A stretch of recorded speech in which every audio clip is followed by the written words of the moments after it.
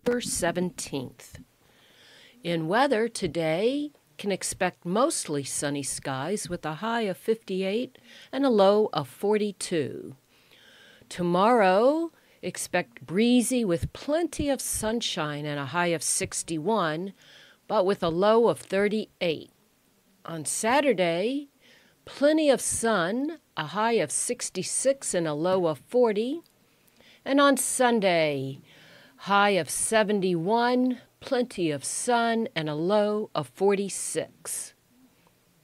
On the front page today, Little City Tattoos boosts art program. Business features work for sale from Whaling City Junior Senior High students by Matthew Ferrara, The Standard Times, New Bedford. Whaling City Junior Senior High School has earned a reputation for having some of New Bedford's most talented young artists after students there won top Best in Show prizes in the district-wide art show the past 3 consecutive years. As such, the school's partnership with Little City Tattoos in New Bedford's South End is a perfect match, Whaling City Principal John Tweedy says. The arrangement, which benefits Whaling City Junior Senior High's art program with proceeds from painting sales at the shop, began with a conversation during Tweedy's own tattoo appointment at Little City with artist and co-owner Elvin Gonzalez. I knew Elvin a little bit from the community and about his path up to where he is now, through the good and the bad, always using art as an outlet, Tweedy said. So we connected on that as I was getting tattooed, and I noticed the art on the walls, and he asked if we had an art program at the school.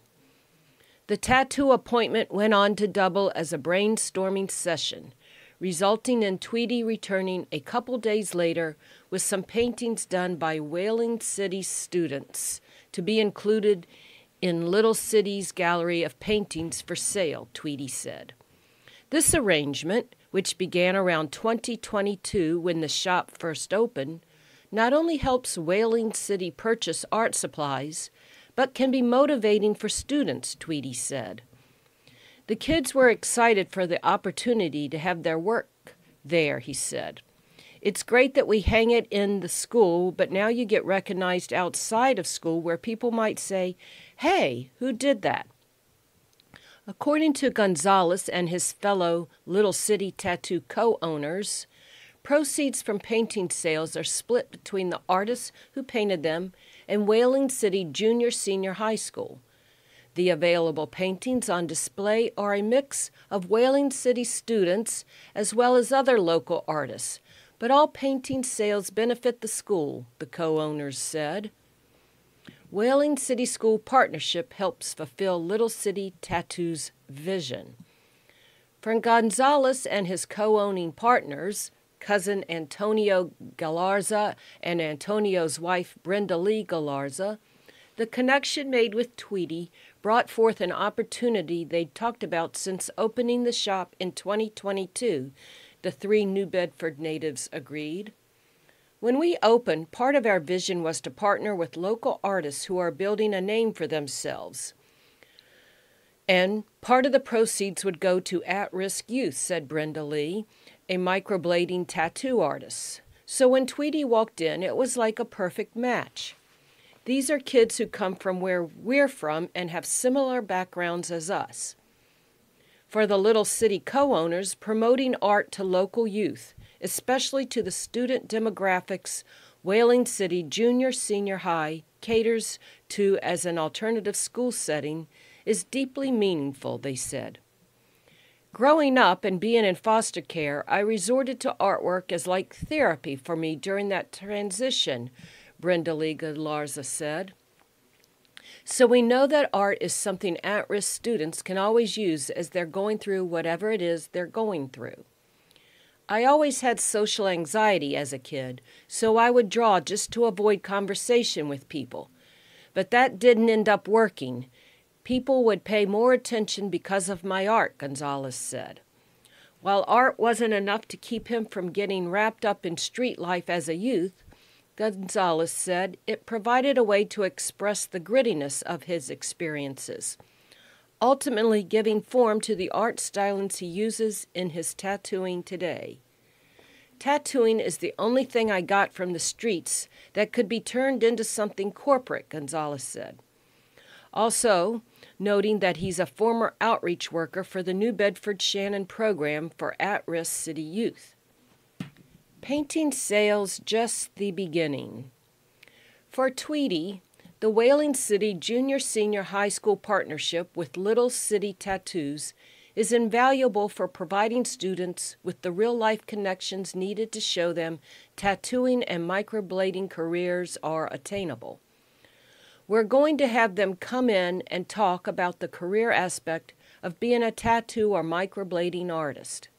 We want students to understand your passion can also become your career, and there's money to be made in that, Tweety said, noting the 3 co-owners have attended New Bedford Public Schools district art shows and met some of the students over the past few years. It's great because a lot of my kids live down that way so they can pop in. There's somebody in the community they can speak with about those paths. Tweety is real good at engaging the kids, so we're open to having him use us in any way he feels will be a benefit to them, said Antonio Galarza, Little City co-owner and office manager. Trying to change the stigma of tattoos. Aside from the good it does on its own, the co-owners say Little City Tattoo's emphasis on community partnership and working with the youth is part of the co-owners' efforts to change popular perceptions of the tattoo industry. We're trying to change the stigma of tattoos, Gonzalez said. Another way we hope to do that is by bringing family into the culture of tattoos, Antonio Galarza said. I think part of the stigma is that tattoos are not a family thing, but we're hoping that by us being family and doing things the way we do, we can help change that.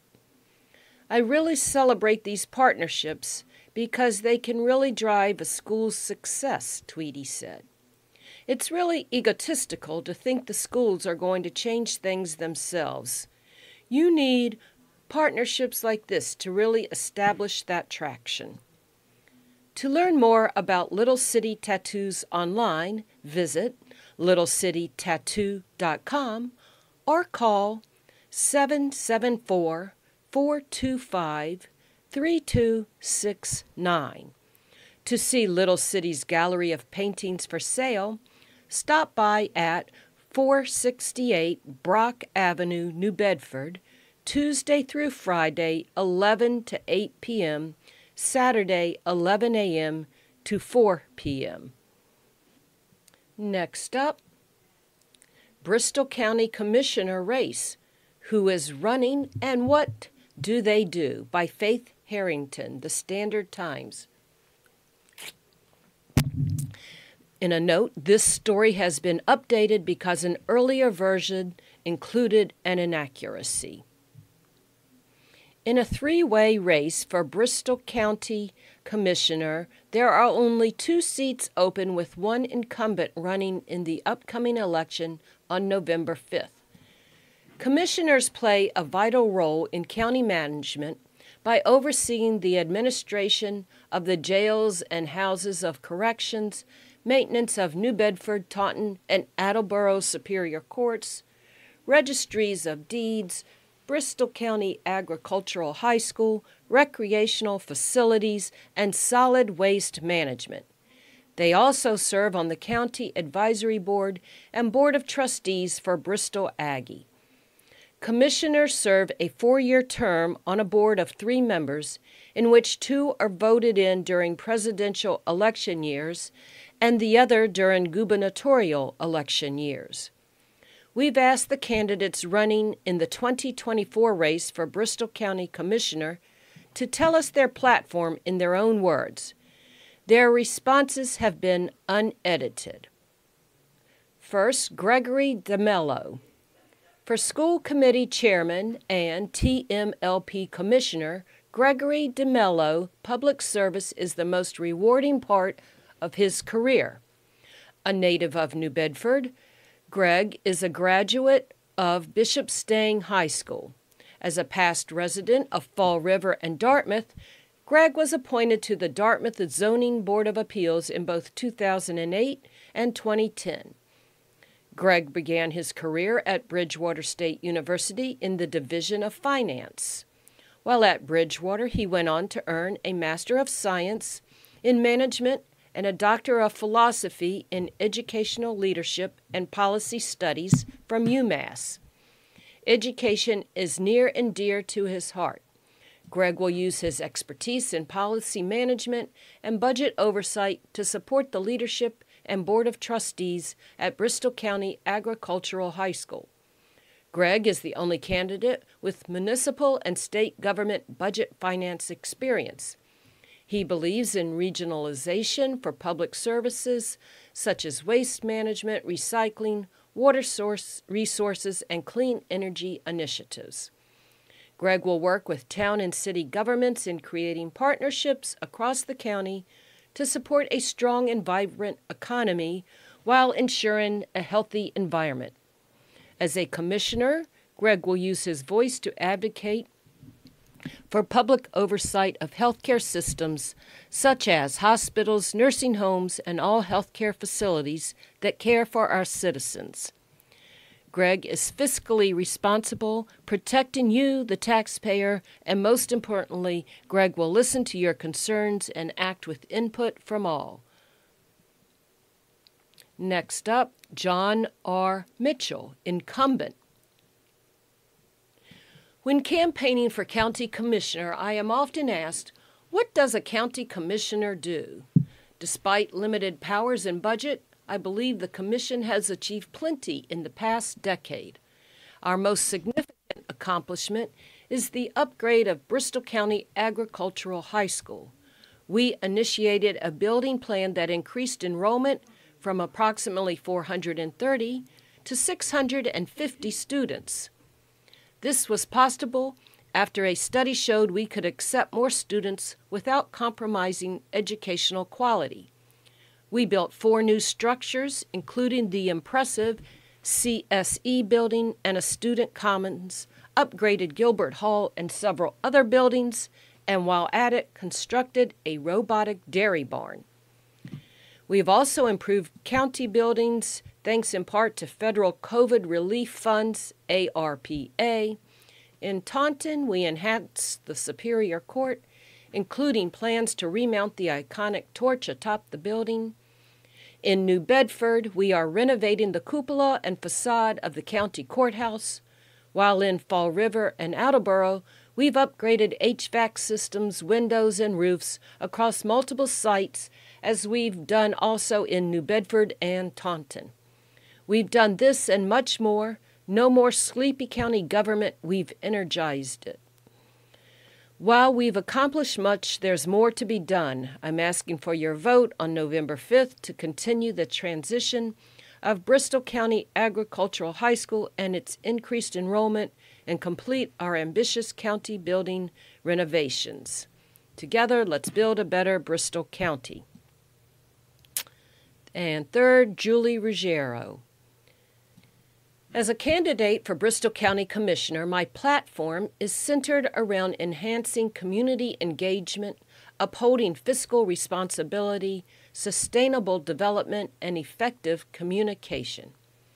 With a background as a community nurse and case manager in Bristol County, as well as a real estate professional, I bring experience in leadership, effective interdisciplinary communication, and a commitment to addressing the needs of those I serve. As a young woman, I will emphasize the importance of participation and the role of local government to the next generation. I envision fitting into the board's mission by bringing a fresh perspective and innovative ideas while prioritizing the needs of Bristol Agricultural High School, our district's courthouses, and the Registry of Deeds offices. I will work to allocate resources for public services within our scope, foster partnerships with local organizations, and actively listen to community feedback. With my diverse background And as a young woman whose voice is often not heard in the political world, voters should know that I am dedicated to building a stronger, more equitable Bristol County where every voice matters and every decision reflects the community's best interests.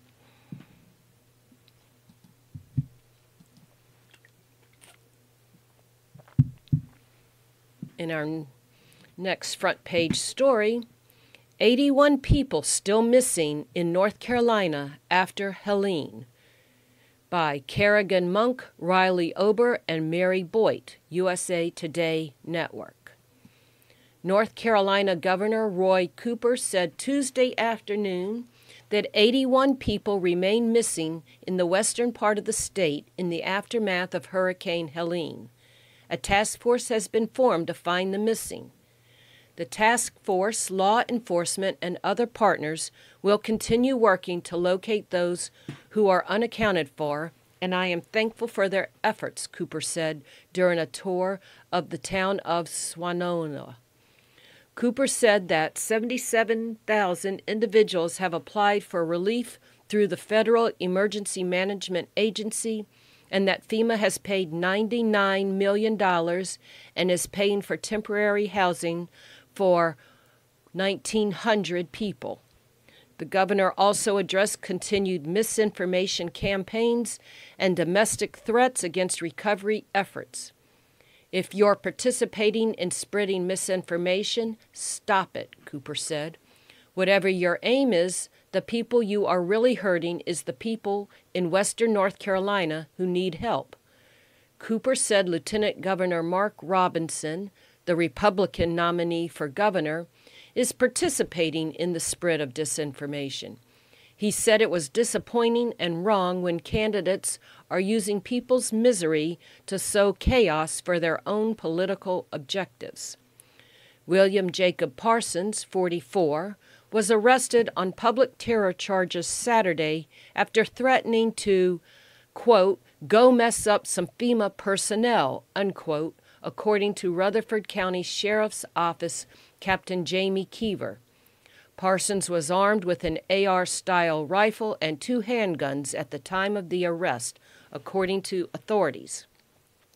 On the same day, the U.S. Forest Service received an email from FEMA that said a National Guard unit working for the agency came across some militia members who said they were out hunting FEMA, according to Jason Nedlow, a spokesperson for the Forest Service's Southern Area Blue Incident Management Team. The email was first reported by the Washington Post. In response, FEMA advised all federal responders in Rutherford County to stand down and evacuate the county immediately, an official with the U.S. Forest Service wrote to other federal agencies, according to the Post. The threat caused FEMA employees to temporarily stop accepting in-person applications for federal assistance in some of North Carolina's mountain communities, according to a statement posted Sunday on social media by the Ashe County Emergency Management Department. Cooper said at the news conference that he was not aware of any other threats, but said the swirl of disinformation had demoralized volunteers and prevented those who could apply for aid from doing so. He has directed the North Carolina Department of Public Safety to provide more security for FEMA. In another story, scratch ticket jackpot. New Bedford man wins $20,000 a month for a decade, by Faith Harrington, The Standard Times. Imagine having an extra $20,000 a month added to your bank account. A New Bedford man doesn't have to dream about it. He's about to experience it. According to the Massachusetts State Lottery, Barry Seguin of New Bedford bought a Decade of Dollars $10 instant game ticket and hit the jackpot by winning a $20,000 a month for 10 years prize. Choosing the annuity option, Seguin received $240,000 before taxes for his first year of payments. Starting next October, he will get a $20,000 monthly payment for the next 9 years. He told the Massachusetts State Lottery lottery that he would be investing his winnings. The winning ticket was purchased at Cumberland Farms, 2886 Acushnet Avenue, New Bedford. They will receive a $24,000 bonus for the sale of the ticket. And in Coaston, Halloween 2024. A bunch of hocus pocus gets underway in Fall River area by Christina Fonts, the Herald News. Can you feel it? Halloween is almost here. It will arrive before you know it, and so will the discounted candy. As spooky season hits its stride, there are all kinds of ghastly, in a good way, special events being planned in and around the greater Fall River area. There will be haunted tales, including a haunted trolley ride, Halloween parties, costume contests, brunch, and even a disco. Plus, a howling good time just for our four-legged friends with Viva Fall River. However you want to celebrate, all you have to do is hop on your broom and fly on over to one of these events. Here's your guide to Halloween around the Fall River area. Factory of Terror offers another season of frights in Fall River. Spooky season stalwart Factory of Terror, 120 Pearl Street, Fall River, is scaring up some Halloween fun during its 29th season. This year, they're offering guests a brand new immersive experience, and its setting plays a big role in this year's theme. If you're more of a fan of the not-so-scary, Factory of Terror has also teamed up with Fairtown this year to offer a family-friendly collaboration, the Great Halloween Festival. For hours of operation and tickets, visit factoryofterror.com. Haunted Trolley Tour begins at Lizzie Borden House. Visit some of Fall River's most infamous sites with a haunted trolley tour on Thursday, October 24th, from 7 to 9:30 p.m. It begins at the Lizzie Borden House, where guests can board the haunted trolley and take a narrated journey through the Highlands to Oak Grove Cemetery, which also happens to be Lizzie Borden's final resting place. Walk among the gravestones as an LBH tour guide takes you through an abbreviated version of the Lizzie Borden House's cemetery tour. Other stops will include locations featured on the Lizzie Borden House Ghost Tour, and it all ends back where it started, the Lizzie Borden House, with the chance to explore the setting of the unsolved 1892 murders of Andrew and Abby Borden, of which Lizzie was accused and acquitted. Tickets are $25 per person, and this tour is for guests that are age 18 and older. Halloween Paint Party Brunch at Brewhouse District. The Brewhouse District, 139 South Main Street, Fall River, is hosting a Halloween paint party brunch on Saturday, October 19th, from 11 a.m. to 1 p.m. Indulge in some spooky creativity with a guided paint session featuring the Lizzie Borden House. Tickets are $25 per person. The price does not include food or beverages. To reserve your spot, send an email to events@thebrewhousedistrict.com. And finally, Drag Villain Spectacular at Tipsy Toboggan. The Tipsy Toboggan, 75 Ferry Street, Fall River, is hosting a Drag Villain Spectacular on Tuesday, October 29th at 6:30 p.m. Enjoy scary good cocktails and devilishly decadent food while drag performers bring your favorite villains. Nightmare on Water Street Halloween Bash at Primo. Primo on Water Street, 36 Water Street, is hosting a Nightmare on Water Street Halloween Bash on Saturday, October 26, from 9 to 1. This 21-plus event will feature ghoulishly good beats from DJ Jackie Treehorn, and guests can dress in their best costumes to dance the night away. A buffet will be available until midnight. There will be a costume contest, too, with a $300 prize for best costume and a $100 prize for best makeup. 2 lucky ticket holders will also have a chance to win $50 Primo gift cards. The entry fee is $15, appetizers and buffet not included. For more information, call 774-930-0393. Scariest Face Contest with Avo's Feast. Leave your Cara Linda pretty face at home for this one. Avo's Feast, 1601 Pleasant Street, Fall River, is hosting a Scariest Face Contest. You could win a dinner for two at Avo's Feast and 2 VIP tickets to Factory of Terror. To enter, send Avo's Feast your scariest face while you feast on one of their feast witches, and they'll post it on their Facebook page. The picture with the most likes by 7 p.m. on Friday, October the 25th, wins. Halloween Bash at Troy City Brewing.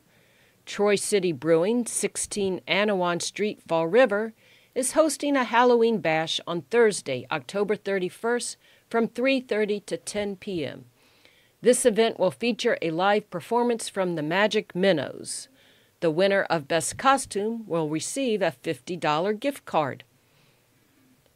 Disco Halloween Party at the Mallard, 1104 County Street, Somerset, is holding a disco Halloween party on Saturday, October 26th at 8 p.m.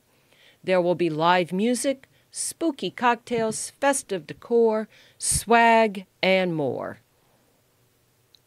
Venus de Milo Senior Halloween Party.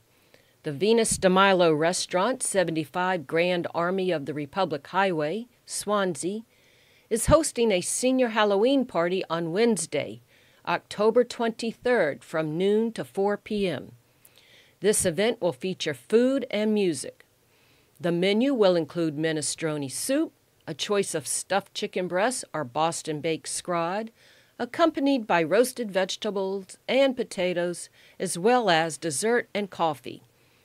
Tickets are $40 per person, includes tax and gratuity, and must be purchased in advance. For reservations, call 508-678-3901. Halloween Trivia Night at Westport Social Club, 904 Main Road, is hosting a Halloween Trivia Night on Monday, October 21st at 7 p.m. Teams and individuals are welcome, and there is no admission fee. First place wins a prize at the inn. Spooky Music in the Maze with NBSO at Buzzards Bay Brewing, 98 Horseneck Road, Westport, accompanied by spooky music performed by members of the New Bedford Symphony Orchestra.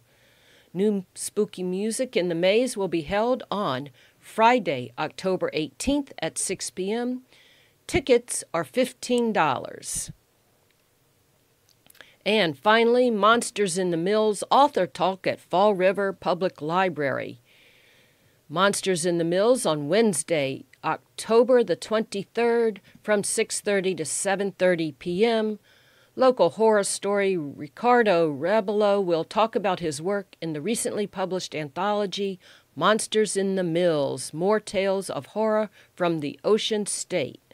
Signed copies of his book will be available for purchase. Refreshments will be served. This has been Susan reading to you from the New Bedford Standard Times. Again, today is Thursday, October 17th.